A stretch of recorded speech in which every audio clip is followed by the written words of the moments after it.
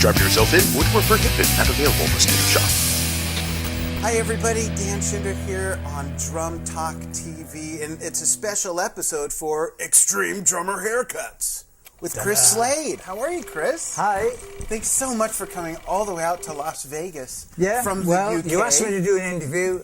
I thought, I'll get on a plane, I'll come to Vegas. We really appreciate it. It's nice that you've been able to knock out some other business while you're out here, too, yeah. which we'll talk about. Yeah. You know, for the 3 Martians that just landed and for the other 2 people that have lived under a rock for about 50-something years, I want to tell you a little bit about Chris if you don't know. Chris started way back, right around the time I was born, with Tom Jones.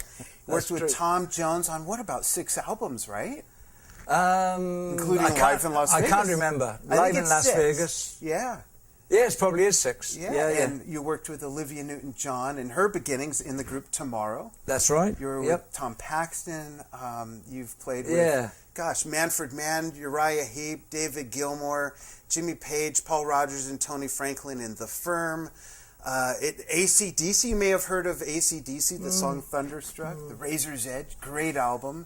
Asia, I mean, it just keeps going. You've had Gary Moore tour. And Michael Schenker and also. Michael Schenker, yeah. More recently. Yeah. When was that you played with Michael? From 2000 onwards, I think. 2000 to maybe 2005, off and on. Yeah. Depending on where the tour and if I was available and all that. And for a guitar player, we'll just say that, for a guitar player, talk about stay power, he's really, really stayed on top of his game. Oh, he's a great player. Yeah. Yeah, so absolutely. I want to, if you don't mind, go back to your beginnings a little bit. Sure. When you were with Tom Jones, what was the music scene like back then, and how did you get that gig? Oh, that's a loaded question. That's a whole first part of my book, which I'm writing. Oh, great. But I started with Tom, well, I was working in a shoe shop on a Saturday basis, or maybe a summer job, you know?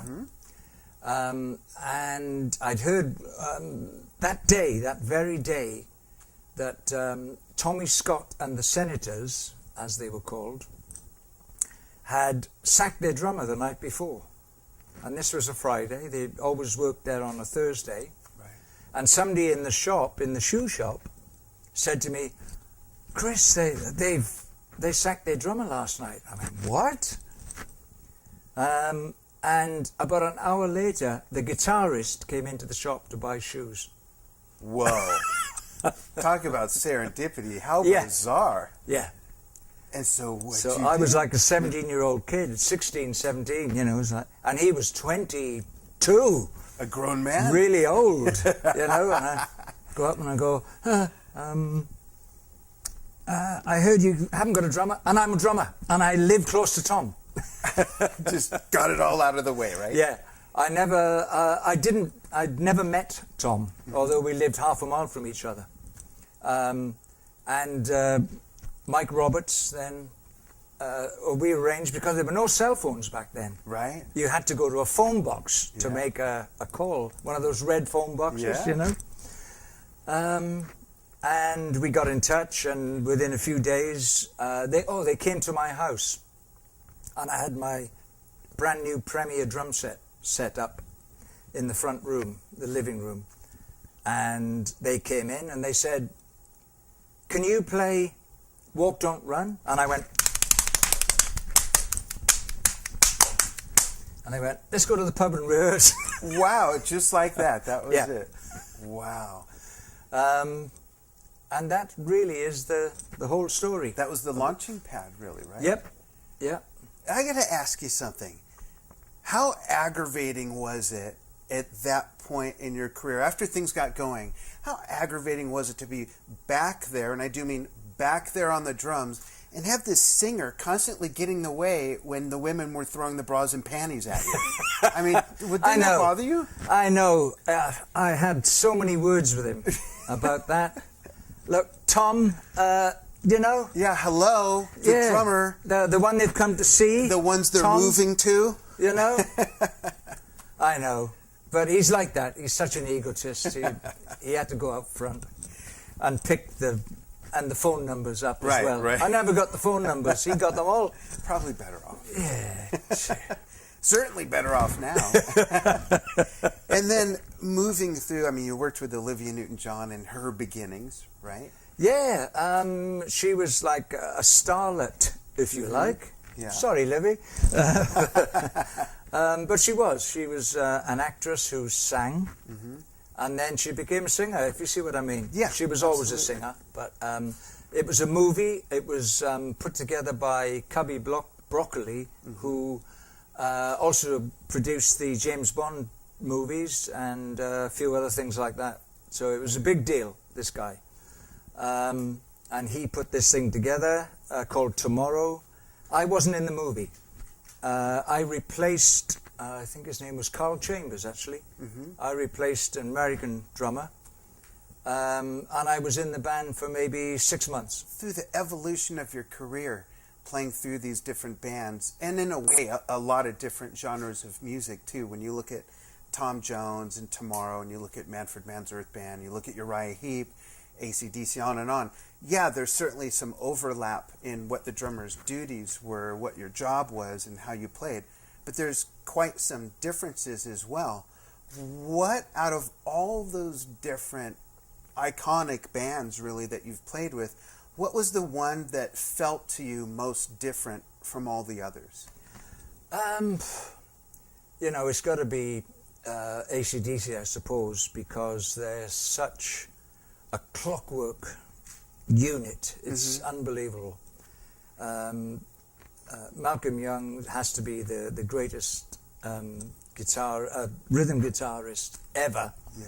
He made my job so easy. It's like playing to a click track, you know? Right. And Cliff ain't too bad either. Yeah, that's not so common that you can rely on, this won't come out right, but that you can rely on guitar players to sometimes really you've got to hold the time band together. Yeah, exactly. As you know. Yeah. Sometimes you do have to. Yeah. And of course it is your job, but as long as you lay back and play with good feel, it'll all come together. And that's exactly what happened. Another band which I was very proud to be in was Manfred Mann's Earth Band. Yeah, talk about that. Through the 70s, Yeah. because it was a very creative band. There were no holds barred, Right. especially live.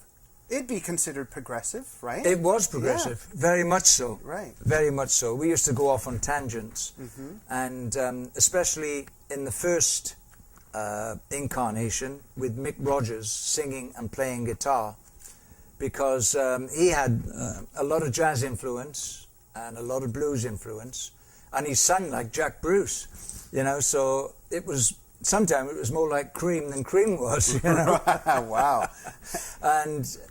And also I was writing songs and being a real part of the band. Right. Which I'm actually doing with Ecotonic right now. Oh, great. Here in Las Vegas. Right. I'm With Jason writing Ebbs? songs with Jason Ebbs Yeah. and Janaea Ebbs. Yeah. Right. That's great. And again, it's a unit. The three of us, we have two other guys now.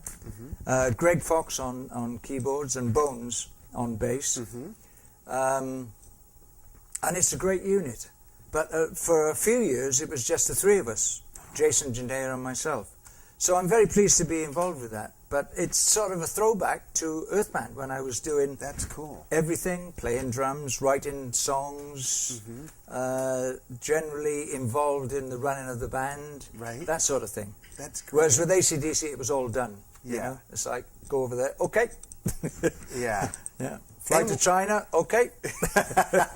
And with Manfred Mann's Earth Band, I know a lot of people around my age at the time, and even in years since, actually had a fact backwards in our minds. And I'll say me, to get everyone else off the hook. I'm not ashamed to say that for so long, I thought Bruce Springsteen covered Manfred Mann, but Manfred Mann covered Bruce Springsteen's song Blinded by the Light.